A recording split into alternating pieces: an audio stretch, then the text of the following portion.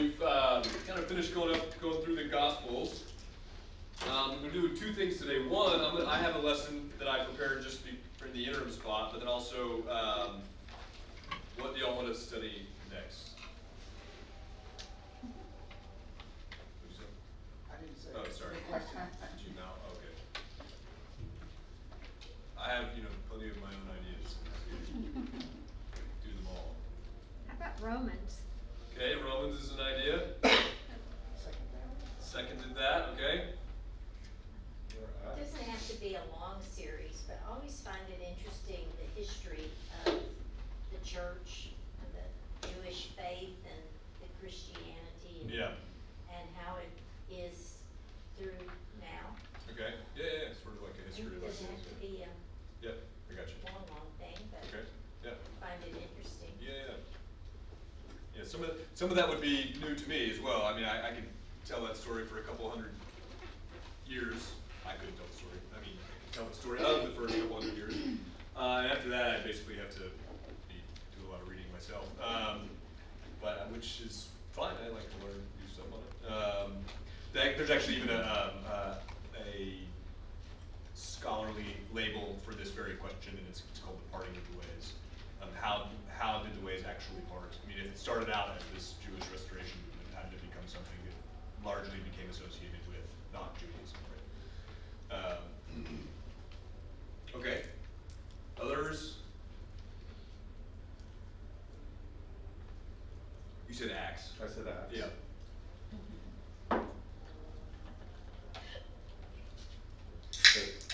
Acts, Romans, so you Sydney? Book of Daniel. Daniel, okay. Uh-huh. One or two for Acts, two for Romans. Okay.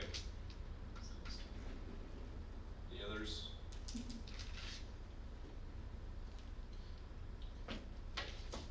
Revelations, maybe.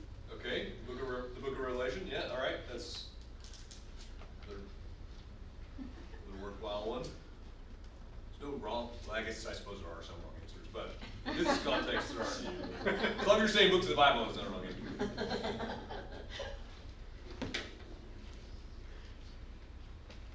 Okay, today we're going to start with what I've kind of prepared for the interim, because I'll mention this in the sermon, and granted a lot of people will be there in the sermon that aren't here for this, so sorry for them, you can explain to them later. But I thought we'd talk about a little bit actually about Isaiah 53. It's one of those passages that is, of course, famous for its use in the New Testament toward its as a prediction or depiction of Christ's own suffering on behalf of his people. And there's just a lot of interesting questions about the passage. One that I'm personally interested in is the way it does, or in my view doesn't actually, talk about sacrifice. But then also the way in which the passage itself is underdetermined as to who it's talking about. But that then becomes the way that it becomes relevant to the New Testament, because they're saying, well, no, we now know who this is, or who this was. And so I'm gonna read it, and then I'll say a couple things. Listen for a couple of translations. I'm gonna argue for one or two different translations once we get to it, but I'll just read it. This is Isaiah 53. It says, "Who's believed what we've heard? To whom has the arm of Yahweh been revealed? For he grew up before him like a young plant, and like a root out of dry ground. He had no form or majesty that we should look at him, nothing in his appearance that we should desire him. He was despised and rejected by others. He was a man of suffering, acquainted with infirmity, as one from whom others hide their faces. He was despised, and we held him of no account. Surely he bore our infirmities and carried our diseases. We accounted him stricken, struck down by God, and afflicted. But he was wounded for our transgressions, crushed for our iniquities. Upon him was the punishment that made us whole, and by his bruises we're healed. All we like sheep have gone astray. We've all turned to our own way. And yet Yahweh has laid upon him the iniquity of us all. He was oppressed and he was afflicted, yet he did not open his mouth. Like a lamb that's led to slaughter, like a sheep that's silent before its shearers, so he did not open his mouth. By a perversion of justice he was taken away. Who could have imagined his future? For he was cut off from the land of the living, stricken for the transgression of my people. They made his grave with the wicked and his tomb with the rich, although he had done no violence, and there was no deceit in his mouth. Yet it was the will of Yahweh to crush him.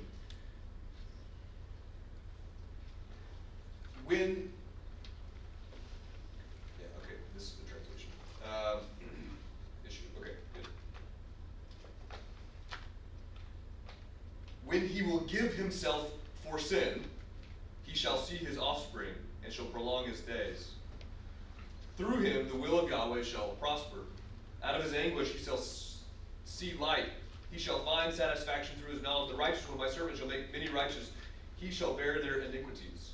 Therefore I will allot him a portion with the great. He shall divide the spoil. Because he poured himself out to death and was numbered with the transgressors, yet he bore the sin of many, and he made intercession for the transgressors. Okay. So one or two things here. First is that you notice it just starts using a lot of third-person pronouns. He. It starts in 52:12. If you look at 52:13, it says, "Look, my servant shall prosper; he'll be high and exalted up. Just as there were many who were astonished at him, so marvelous his appearance, etc." That da da da. And he goes on. So he starts talking about this servant and starts referring to him as he. Of course, famously, it does not identify the person. This is basic to lots of prophetic texts in which they just refer to someone who will do X, Y, Z, and they refer to him as God's anointed one, God's servant, the one appointed by God to do X, Y, Z, right? But I don't think that this is a passage in which the prophet is sort of looking into a crystal ball and seeing something happen. I think he's giving him the word that Yahweh has told him to say, and he's saying this will be how Israel, escapes or makes it through their time of judgment. And that Jesus, we know from the New Testament that Jesus, the various passages use this text to refer to Jesus or to describe Jesus or to say that he fulfilled X, Y, Z from this. Importantly, I don't think that has to be taken as, and I think it's best not taken as, Jesus sort of being ignorant of this passage, and then just he happened to do these things, right? As if he fulfilled these prophecies sort of without knowing it, right? Because the idea is for some, they're like, well, if Jesus knew about the prophecies, he couldn't fulfill them because then he's just self-fulfilling, and he's like, it's kind of like a lie, right? Like if you already know the secret to the magic trick, and then you spoil it yourself, you're like, well, you're just showing yourself to be stronger than the magician or something, right? I don't think the idea is that he's ignorant of these passages and then just happens to do them, and then people are like, oh wow, look, he really must be the guy because he.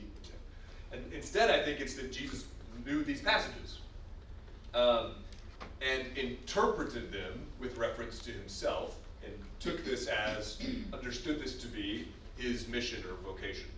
This is where I think Tom Wright's very helpful. He gets a lot of this, I think, exactly correct with his scholarship on the Gospels. That Jesus is not ignorant of these passages and just happens to do them, right? He's studied these passages and takes them to be sort of setting out a mission for this servant. And then he says, okay, well, I'm the servant, so I will do these things. So I think it's better to take it in terms of a fulfillment of a script that he himself knows, or probably a better word for it is fulfillment of a mission that he interprets to be his own mission. Because that's the deal, right? The passage doesn't say this guy will be Jesus, right? Or this will be a first century Jew in the year 30 under, it just says my servant will do this. So he says, all right, well, I'm God's servant, so I'll do it, right? We pause there before we kind of go on through other details. Any questions through there? My translation says, in verse 5, he was pierced through, and then also in 5, and by his scourging Yeah. So more specific than your Yeah, translation. it's, one thing you might know is, in fact, let me just read some of these notes at the bottom of this. This note says, well, this manuscript says X and this manuscript says Y. In this note, it says the meaning of Hebrew uncertain. The next note says meaning of Hebrew uncertain. The next note said this is missing from many manuscripts. This manuscript says X, this manuscript says Y. The next note says, or it could be translated this way. So that's 6 notes in these verses, all about just the difficulty of the Hebrew. My point is simply to say, is this is a notoriously difficult passage in both Hebrew and Greek.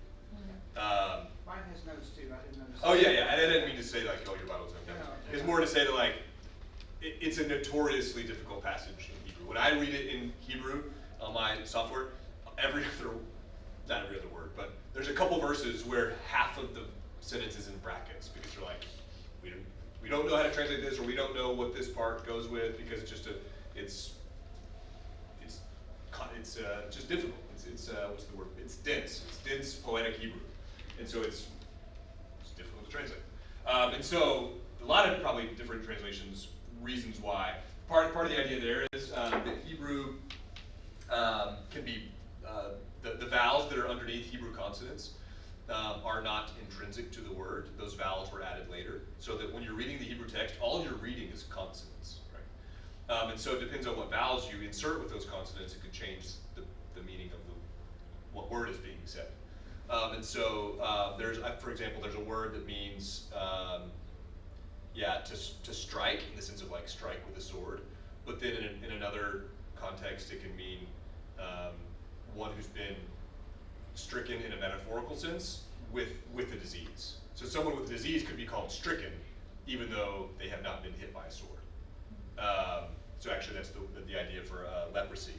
In fact, if I remember rightly, the tractate for all the legal reasoning on leprosy in the Mishnah is just called stricken, because they're using a metaphor for this person was stricken with leprosy.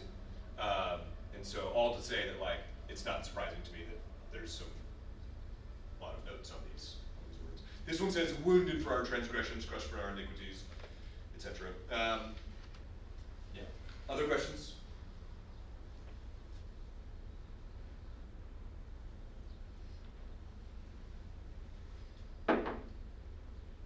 All right, so I'll do 2 things then. Let's start with the most basic context. Right now, Israel's context is that they are, in the context of Isaiah, they're still in exile, they're still subjugated to the nations, restoration is on the horizon, but they know that, and God has said, look, Israel, you'll come out of this once you endure, the brunt of your covenant discipline. On the other side of that covenant discipline, then you will, come out the other side of it, and restoration can be on the horizon.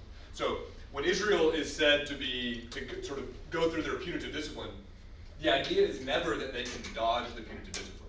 The only way they make it to the restoration is if they go through the punitive discipline that has been laid upon them.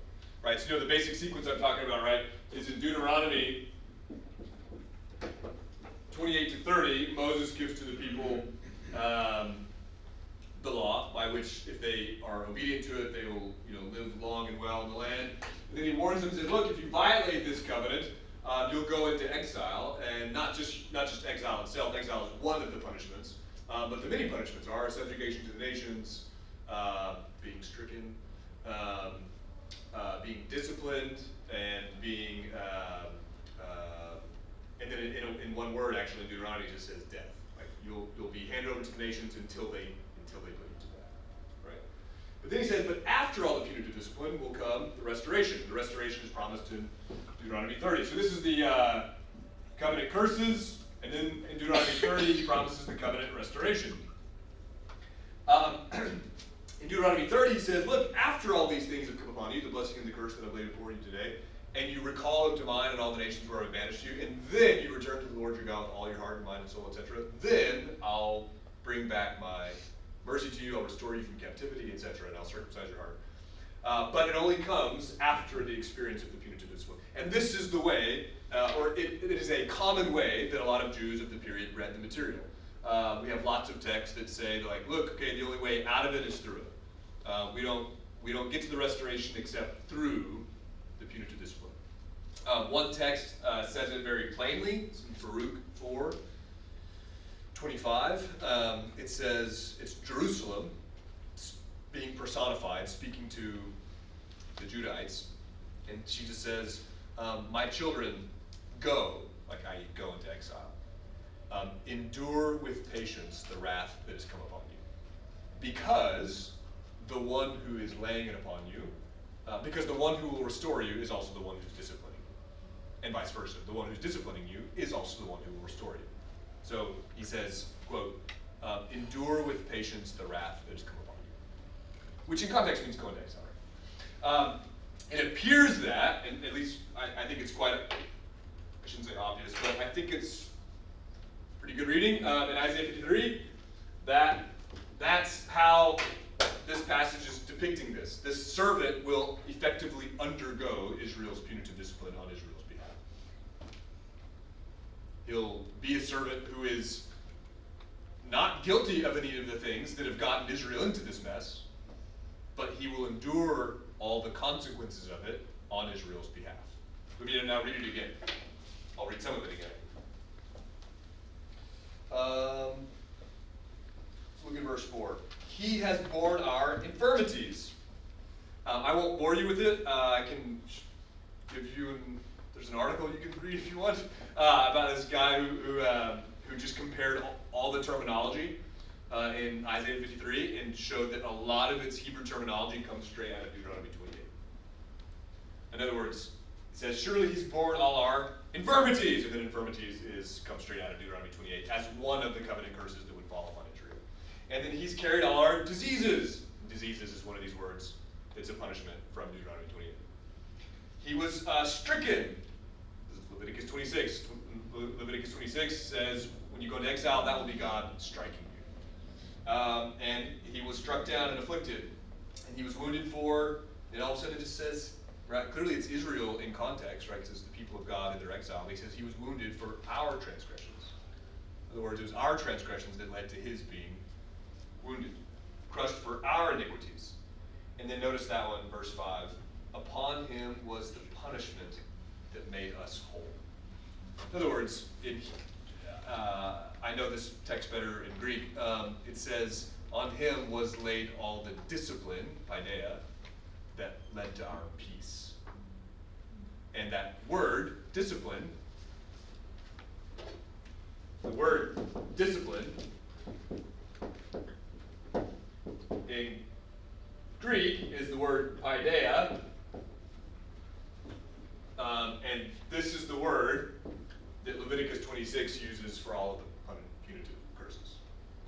It says that God, when he's sending you into exile, putting all the covenant curses on you, etc., it says God will be the verbal form of this.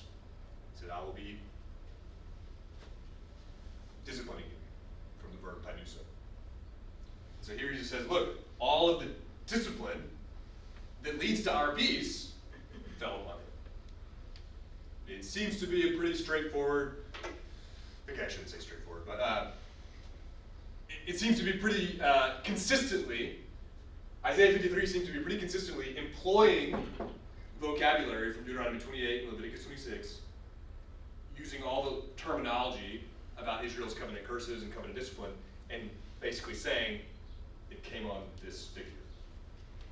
And that then led to our restoration, our peace, our being healed, that sort of idea. Good. Questions through there? So that's kind of its basic content. There's this idea that this servant will undergo on Israel's behalf the brunt of their covenant discipline so that Israel can get to the restoration. Will you just say that phrase one more time, the way you translate it? Israel, the last sentence, seems to be that Isaiah is saying that there will be an Israelite who undergoes, on behalf of Israel, all of the covenant curses on their behalf, so that they can get to the covenant restoration. is that because somewhere along the way, God just said, these people are never gonna be able to do this? Or was the Jesus plan all along? I think in Isaiah's context, the idea is that, like, look, this is kind of paradoxical. If the punishment is death, and we all undergo it, how are we ever going to actually get the restoration? We'll all be dead. Right? I mean, if you just like think with the text, if Deuteronomy says, hey, the punishment for sin, the covenantal violation, the exilic punishment is that Israel gets just destroyed and dies, etc. And if we have to undergo that, how can we do both? How can we die and experience the restoration? And then he starts talking to me, obviously through the givenness, the planness of God, that this is this person who will do it on Israel's behalf. I have a question. Yeah. Was that a dawning realization as Christ read through the scriptures and was raised? I know it's a mystery question, isn't it? Yeah, sure. But I understand it. Yeah, I don't know how he came to this conclusion. I mean, obviously, at one level, the correct and easy answer is it was given to him by his father. His father communicated this plan to him. In terms of the actual historical medium through which that communication took place, yeah, I suspect it took place through the reading of the scriptures. Hearing them read or reading themselves, whatever it was. Yeah. Others? I have two more kind of broad points to make about it.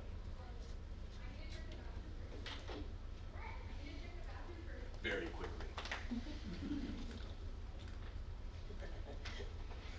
Okay, but they're both, one's not that controversial, the other one might be, but it shouldn't be. The first one is, again, it doesn't say who it is, right? It just says my servant. And it's not clear the way that it's not clear to us from the evidence that we have that that Jewish readers at the time read it as to just obviously be saying, oh, okay, well, some guy's going to come along and bear all of our punishment, and then that will be that. So we're all just looking for that guy.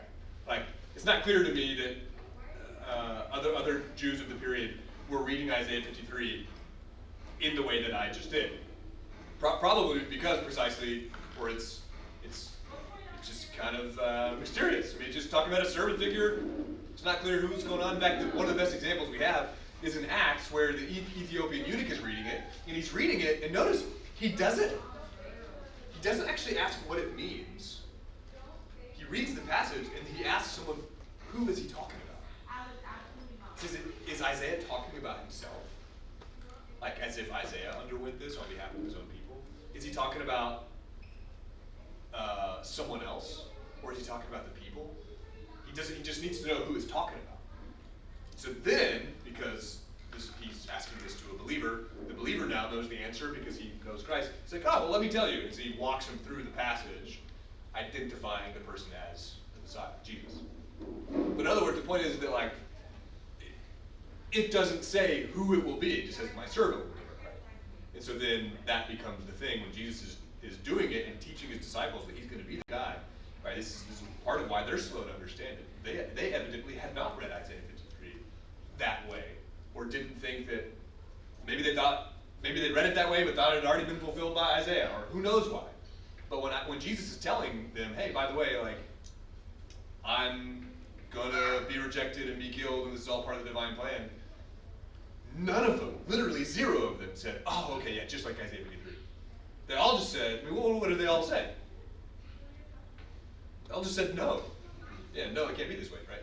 So I do think this is however it was communicated, but Padme, I think he reads it as his mission. Okay, the second point is, this is not a big point, it's slightly more of an academic one, but I think interesting anyway.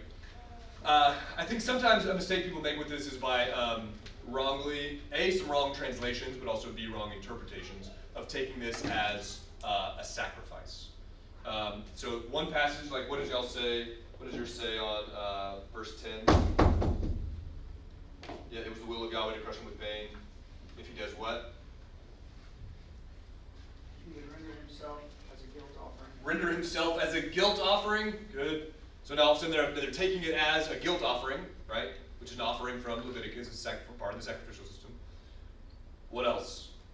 Anyone have a different offering? A different translation? An offering for sin. Offering for sin, which is very interesting because these are two different offerings, right? The offering for sin is its own word. It's called a chatat. And then the offering for guilt is an asham. So these are two different offerings with different regulations given for different purposes. And the interesting part is like, it doesn't say, in Hebrew and Greek, it doesn't say a sin offering. And in Hebrew, it does say a word closer to guilt, but it doesn't say a guilt offering. It just says what it says is if he will render himself asham. And the interesting idea here is that, or I think the correct idea here, is that ought not be translated as if he would just render himself as a guilt offering. I think it's saying if he would render himself or present himself as guilty. Because they're the same word. The word for guilt offering and the word for guilty are the same Hebrew word. Actually, the same idea with sin.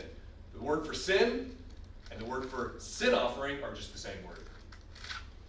So when it says if he would render himself as a guilt offering, I think it shouldn't be translated that way. I think it should instead be translated if he would present himself or make himself guilty, then he'll do X, Y, Z. And the reason I think that's relevant is because I don't think the Gospels present Jesus' death reductively in the technical sense. I don't think they present it as a atoning sacrifice. We've talked a little bit about this before. It shouldn't. This is why I think some people will kind of get alarmed by this, but I don't think they need to be. I do think Jesus' death is salvific. I think Jesus' death brings forgiveness of sins, etc. But I don't think Jesus' death is presented in the technical sense as an atoning sacrifice. The reason for that is, it's just not. It doesn't use any of that language in the Gospels. So there's just an absence of evidence about it. But if you want to say, oh no, he does present it. Look, here's an atoning sacrifice here. I don't see that. There's a lack of evidence for that. Then B, a lot of people get it from Isaiah 53. They're like, well, it's because he's the Isaiah 53 guy, and Isaiah 53 presents the guy as a sacrifice. But then they point to this verse to say, look, see, he's presented as a guilt offering, so Jesus must be our guilt offering. But again, it's a translation issue. I don't think it's a guilt offering. I think he's presenting himself as guilty, even though he's not. Now, again, I mentioned it's kind of academic, and you're like, okay, who cares? Here's why I think it matters. What does the sin offering and the guilt offering atone for? You have to go deep in your recesses of brain. Guilt. Specific sin and guilt? Yeah. Specific sins. Importantly, very only specific sins. In other words, sin offerings don't deal with the vast majority of Israel's sin problem. There is no sin offering you can give for murder. There is no sin offering you can give for any of the sexual practices. There is no sin offering you can give for idolatry. You commit the violations about murder, bloodshed. You commit the violations about sexual transgressions. You commit the violations about idolatry. There's no offering for that. The result is the land is defiled and the people are exiled. That's it. You worship other gods. That's it. In other words, the sin offering doesn't take care of it. Now that's really importantly, it's not to say God doesn't forgive those things. In fact, he does. David's a great example of this, right? But actually then it proves the point. What was David guilty of? Murder and adultery. And what does he do? Actually even sings a song about it. Famously in Psalm 51. He goes, look, if you wanted an offering, I would give it. But you don't. Instead, you want a contrite heart and a humble spirit, etc. So therefore, please just forgive my sin. Right? And he's not just sort of waxing poetic about what God does or doesn't really want. He means like, I've committed transgression for which there is no offering. If you wanted an offering, I would give it. But there is no offering for this. Now, importantly, actually, this is the whole point. David still gets forgiven. Right? But not because he offered the right offering. Like, if I commit an unintentional sin, then I'm forgiven because, because God's gracious. But I brought the offering that he required of me. Right? David's not forgiven because he brought the right offering. There is no offering he can give for these things. If Israel commits idolatry, they cannot bring the right offering. There is no offering for it. not only is there no right offering for it, when they bring offerings to try to make up for idolatry, it just gets God mad. It's like me betraying Meg in some serious way with adultery or whatever else, and then bringing flowers. Like, right? It doesn't work. And so my point is, there's actually, it's not just an academic, it's a theological reason why I think it's actually relevant to say that Jesus is not just a sin offering. If he did, he'd only be dealing with unintentional sins. And he could not actually liberate people from all the guilt that they have, from all the other kinds of sins that Israel's guilty for. Right? Israel's guilty for all the reason, why is Israel in exile? Israel's not in exile because they committed unintentional sins. If all they ever did was commit unintentional sins, they could just make the right offering and everything's fine. But you break the covenant and then get the covenant curses once you've committed all the other transgressions. The sexual prohibitions, idolatry, worship of the gods, and bloodshed. These are the things that the prophets indict the people for and say, this is why we're toast. If Jesus came and offered a sin offering for those things, great. It helped nothing. It did not meet the problem. Saying, and then everything I just said applies to the guilt offering as well. You only give the guilt offering in certain cases. You do not bring a guilt offering for any of that other stuff. You just go into exile. This is why I think it's relevant that Jesus is not presented as an atoning sacrifice along the lines of a sin offering. If he were, it would actually reduce the significance of what he accomplished. Instead, his death is presented as just an endurance of Israel's punitive discipline, which is not then presented in sacrificial terms, presented in terms of just giving himself.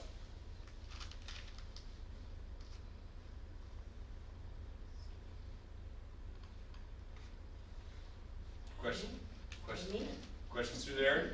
My mom just said, so? I feel like that's already the so. I just explained the so. What more so do you want? Well, thank you, Jesus. Yeah, he experienced the weight of the punitive discipline that hung over them that they couldn't get themselves out of. And that no ritual act could rescue them from. So individually. Believe in Jesus and get united to Jesus so that then you experience all the benefit of what he did for us, yeah. This is why then he's like, all right, so everyone, now Jesus is, he died, but he's been resurrected from the dead. In other words, he's now experienced the covenant restoration, sort of somatic, bodily himself. So now, and he's the one enthroned above the heavens, so believe in him and experience all the forgiveness of sins that's on offer through his name. Actually, it's a great point. Go to Acts 13. Acts 13:38. I think this is one of the clearest. I think it's 38. And then we'll go. I think it's 38. Okay. I think it's one of the best explainers for what's going on with the law and Paul. Because everyone tells people have a lot of negative discourse. If you read Paul's letters, you see a lot of negative discourse about the law, and people I think take that the wrong way. Here I think is a great example of Paul's theology of the law. Look at Acts 13:38.